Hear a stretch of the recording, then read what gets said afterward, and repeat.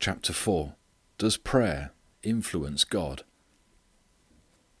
How God gives. Someone may object to all this that the statements of God's Word do not agree with this point of view. At random, memory brings up a few very familiar passages frequently quoted. "Call unto me, and I will answer thee, and will show thee great things and difficult that thou knowest not." Jeremiah chapter 33, verse 3. "And call upon me in the day of trouble. I will deliver thee, and thou shalt glorify me." Psalm 50, verse 15. "Ask, and it shall be given you. Seek, and ye shall find. Knock, and it shall be opened unto you." Matthew chapter 7, verse 7. Here it seems, as we have for generations been accustomed to think, that our asking is the thing that influences God to do, and further that many times persistent, continued asking is necessary to induce God to do. And the usual explanation for this need of persistence is that God is testing our faith and seeking to make certain changes in us before granting our requests.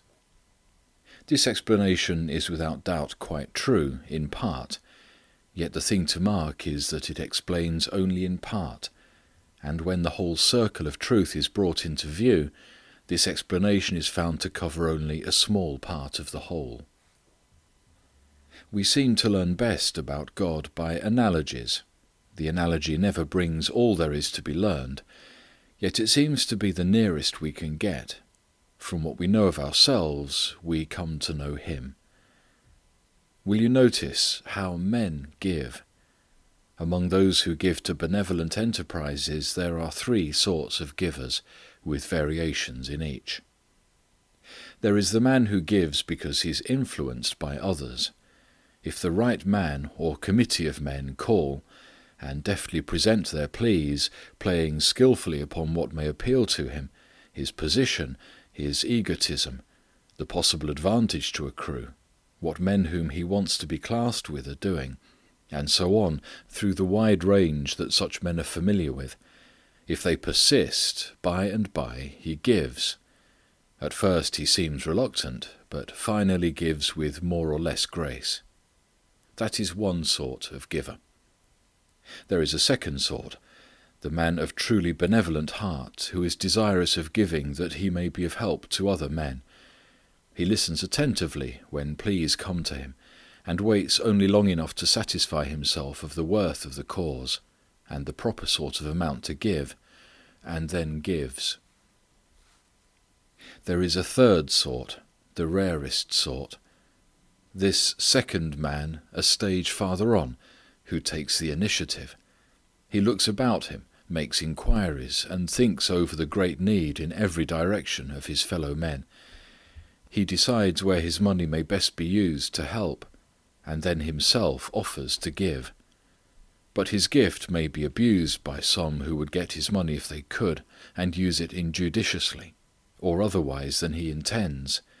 So he makes certain conditions which must be met, the purpose of which is to establish sympathetic relations in some particular with those whom he would help. An Englishman's heart is strongly moved to get the story of Jesus to the inland millions of Chinese.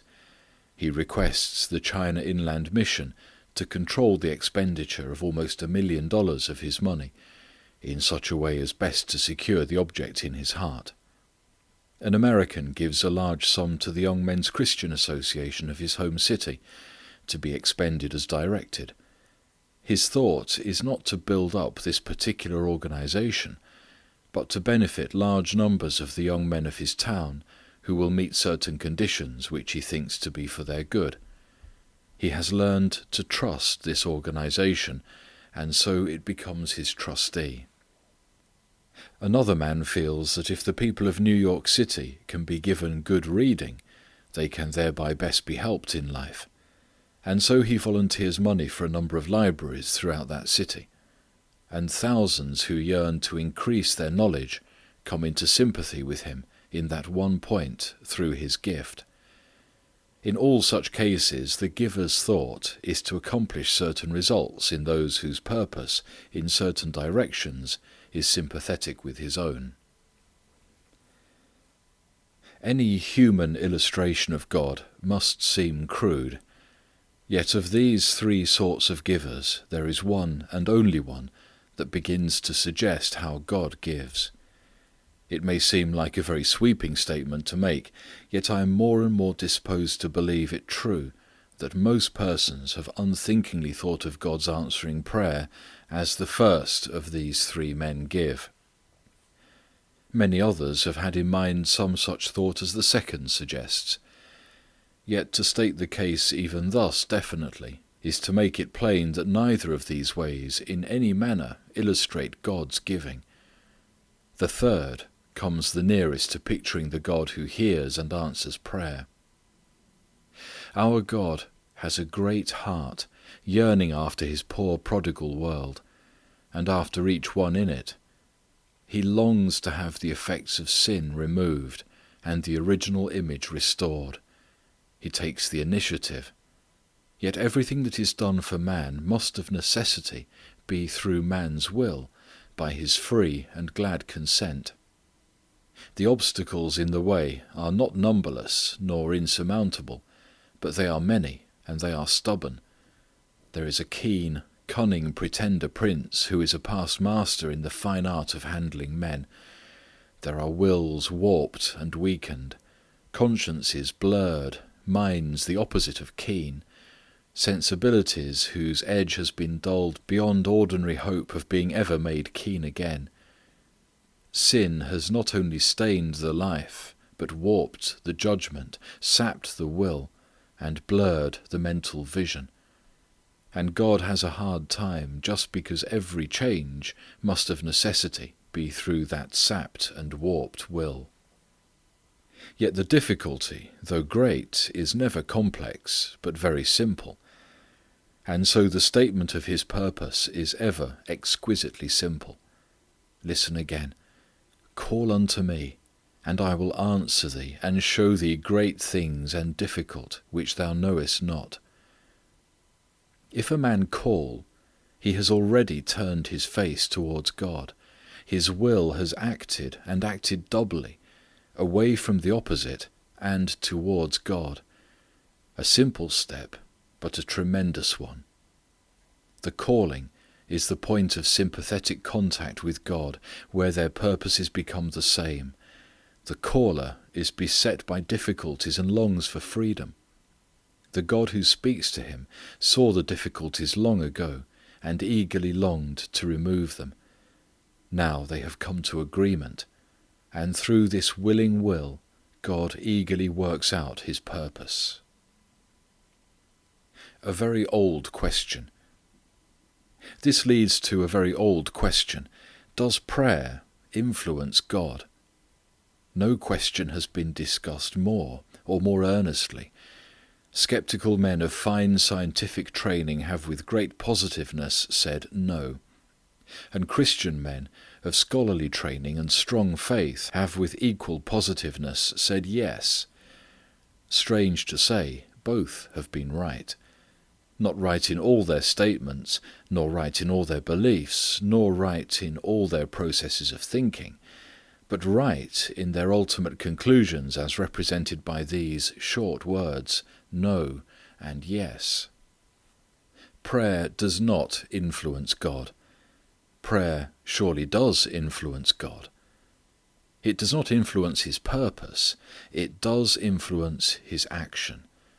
Everything that ever has been prayed for, of course I mean every right thing, God has already purposed to do. But he does nothing without our consent. He has been hindered in his purpose by our lack of willingness. When we learn his purposes and make them our prayers, we're giving him the opportunity to act. It is a double opportunity, manward and Satanward. We are willing. Our willingness checkmates Satan's opposition. It opens the path to God and rids it of the obstacles, and so the road is cleared for the free action already planned. The further question of nature's laws being sometimes set aside is wholly a secondary matter. Nature's laws are merely God's habit of action in handling secondary forces. They involve no purpose of God. His purposes are regarding moral issues. That the sun shall stay a bit longer than usual over a certain part of the earth is a mere detail with God. It does not affect His power, for the whole affair is under His finger. It does not affect His purpose, for that is concerning far more serious matters. The emergencies of earth wrought by sin necessitate just such incidents, that the great purpose of God for man shall be accomplished. Emergencies change all habits of action, divine and human. They are the real test of power. If a man throw down the bundle he is carrying and make a quick wild dash out into the middle of the street, dropping his hat on the way, and grasp convulsively for something on the ground, when no cause appears for such action, we would quickly conclude that the proper place for him is in an asylum. But if a little toddling child is almost under the horse's hooves, or the trolley car, no one thinks of criticizing, but instead admires his courage and quick action, and breathlessly watches for the result. Emergencies call for special action. They should control actions where they exist. Emergencies explain action, and explain satisfactorily what nothing else could explain. The world is in a great emergency through sin. Only as that tremendous fact grips us shall we be men of prayer and men of action up to the limit of the need and to the limit of the possibilities. Only as that intense fact is kept in mind shall we begin to understand God's actions in history and in our personal experiences. The greatest event of earth, the cross, was an emergency action. The fact that prayer does not make any change in God's thought or purpose reveals His marvelous love in a very tender way. Suppose I want something very much, and need as well as want, and I go to God and ask for it. And suppose He is reluctant about giving, had not thought about giving me that thing, and rather hesitates. But I'm insistent and plead and persist, and by God is impressed with my earnestness, and sees that I really need the thing, and answers my prayer, and gives me what I ask.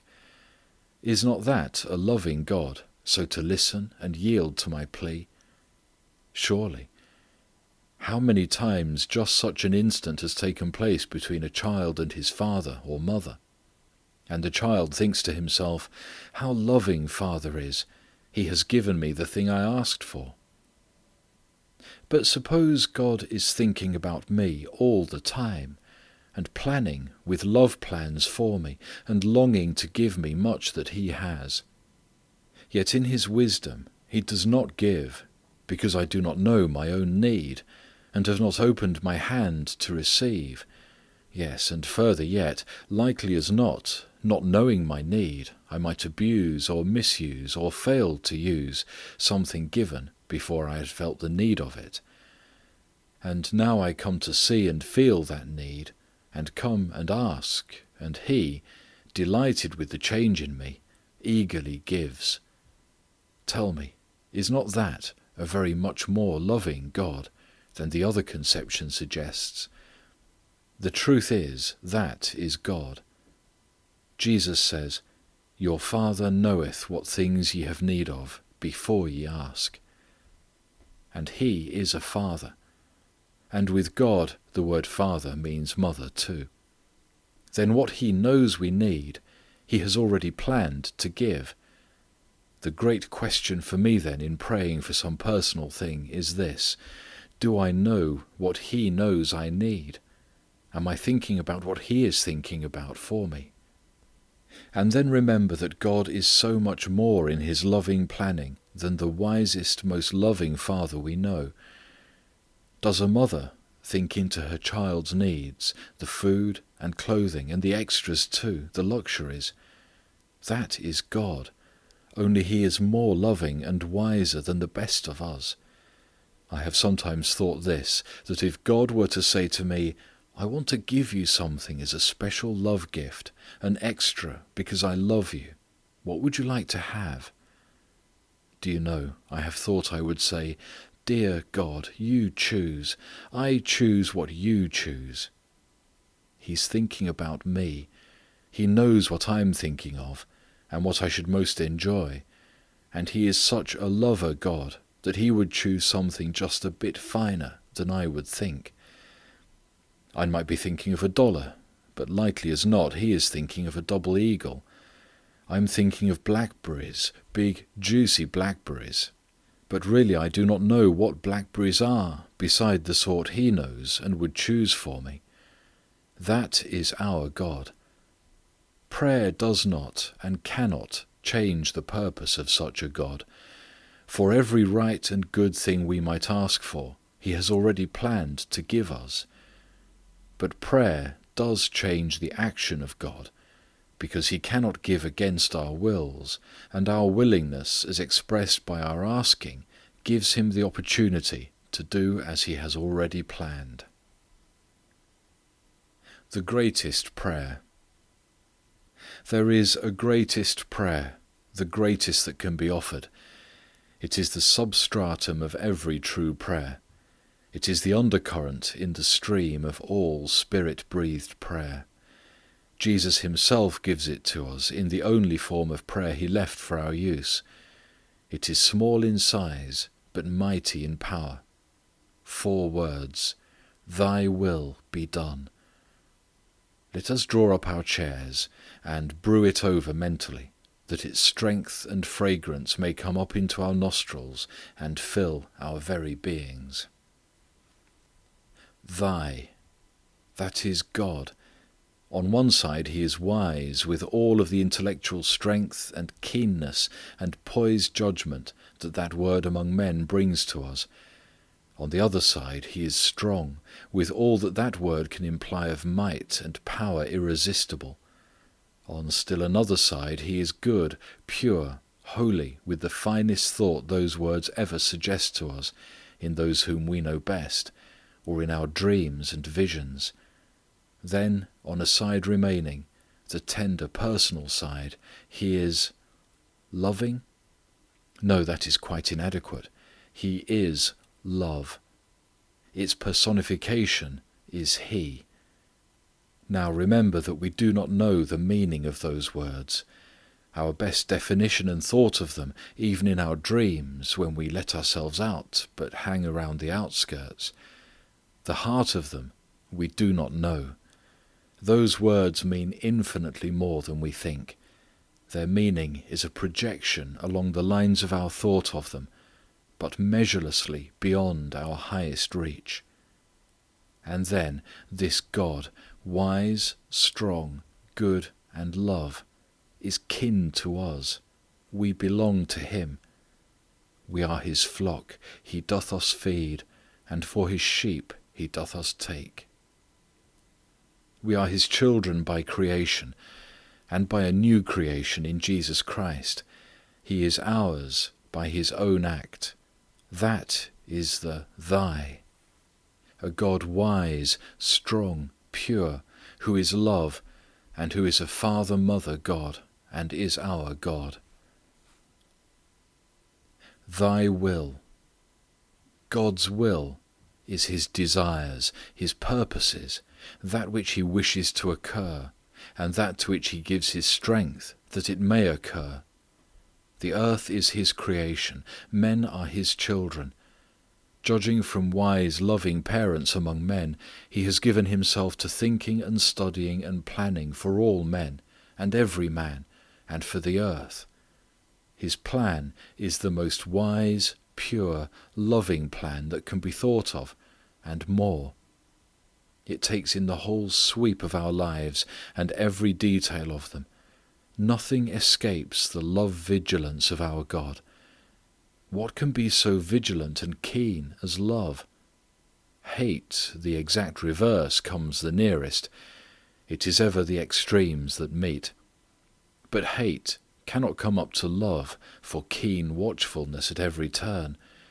Health, strength, home, loved ones, friendships, money, guidance, protecting care, the necessities, the extras that love ever thinks of, service, all these are included in God's loving thought for us. That is His will. It is modified by the degree of our consent, and further modified by the circumstances of our lives. Life has become a badly tangled skein of threads. God, with infinite patience and skill, is at work untangling and bringing the best possible out of the tangle. What is absolutely best is rarely relatively best. That which is best in itself is usually not best under certain circumstances, with human lives in the balance. God has fathomless skill and measureless patience, and a love utterly beyond both. He is ever working out the best thing possible under every circumstance. He could oftentimes do more, and do it in much less time if our human wills were more pliant to His. He can be trusted, and of course trust means trust in the darkest dark where you cannot see. And trust means trust. It does not mean test. Where you trust, you do not test. Where you test, you do not trust. Making this our prayer means trusting God. That is God, and that His will, and that the meaning of our offering this prayer. Thy will be. A man's will is the man in action, within the limits of his power. God's will for man is Himself in action, within the limits of our cooperation. Be is a verb, an action word, in the passive voice.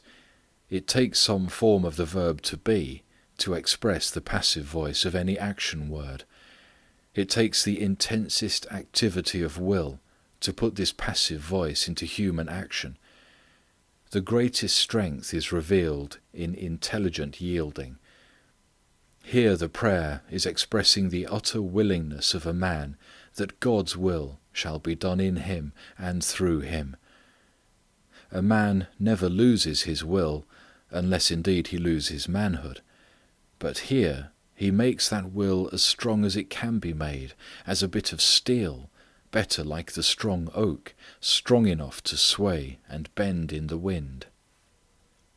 Then he uses all its strength in becoming passive to a higher will, and that too when the purpose of that higher will is not clear to his own limited knowledge and understanding. Thy will be done. That is, be accomplished, be brought to pass. The word stands for the action in its perfected, finished state. Thy will be fully accomplished in its whole sweep and in all its items. It speaks not only the earnest desire of the heart praying, but the set purpose that everything in the life is held subject to the doing of this purpose of God. It means that surrender of purpose that has utterly changed the lives of the strongest men in order that the purpose of God might be dominant. It cut off from a great throne earth's greatest jurist, the Hebrew lawgiver, and led him instead to be allied to a race of slaves. It led that intellectual giant, Jeremiah, from an easy, enjoyable leadership to espouse a despised cause, and so be himself despised. It led Paul from the leadership of his generation in a great nation to untold suffering and to a block and an axe. It led Jesus, the very Son of God, away from a kingship to a cross. In every generation it has radically changed lives and life ambitions. Thy will be done is the great dominant purpose prayer that has been the pathway of God in all His great doings among men. That will is being done everywhere else in God's great world of worlds, save on the earth and that portion of the spirit world allied to this earth. Everywhere else there is the perfect music of harmony with God's will. Here only is heard the harsh, discordant note. With this prayer go two clauses that really particularize and explain it. They are included in it and are added to make more clear the full intent. The first of these clauses gives the sweep of His will in its broadest outlines. The second touches the opposition to that will, both for our individual lives and for the race and the earth. The first clause is this: Thy kingdom come. In both of these short sentences, Thy will be done, Thy kingdom come, the emphatic word is Thy. That word is set in sharpest possible contrast here. There is another kingdom now on the earth. There is another will being done. This other kingdom must go if God's kingdom is to come. These kingdoms are antagonistic at every point of contact. They are rivals for the same allegiance and the same territory. They cannot exist together. Charles II and Cromwell cannot remain in London together. Thy kingdom come of necessity includes this: the other kingdom go. Thy kingdom come means likewise Thy king come. For in the nature of things there cannot be a kingdom without a king. That means again by the same inference the other prince go, the one who makes pretensions to being rightful heir to the throne. Thy will be done includes by the same inference this: the other will be undone. This is the first great explanatory clause to be connected with this greatest prayer: Thy kingdom come. It gives the sweep of God's will in its broadest outlines. The second clause included in the prayer, and added to make clear the swing of action, is this: deliver us from the evil one. These two sentences, Thy will be done and deliver us from the evil one, are naturally connected. Each statement includes the other. To have God's will fully done in us means emancipation from every influence of the evil one, either direct or indirect, or by hereditary taint. To be delivered from the evil one means that every thought and plan of God for our lives shall be fully carried out. These are the two great wills at work in the world, ever clashing in the action of history and in our individual lives. In many of us, aye, in all of us, though in greatly varying degree, these two wills constantly clash. Man is the real battlefield. The pitch of the battle is in his will. God will not do His will in a man without the man's will consenting. And Satan cannot. At the root, the one thing that works against God's will is the evil one's will. And on the other hand, the one thing that effectively thwarts Satan's plans is a man wholly given up to God's will. The greatest prayer, then, fully expressed, sweeps first the whole field of action, then touches the heart of the action, and then attacks the opposition. It is this: Thy kingdom come, Thy will be done. Deliver us from the evil one. Every true prayer ever offered comes under this simple, comprehensive prayer. It may be offered, it is offered, with an infinite variety of detail. It is greatest because of its sweep. It includes all other petitions, for God's will includes everything for which prayer is rightly offered. It is greatest in its intensity. It hits the very bullseye of opposition to God.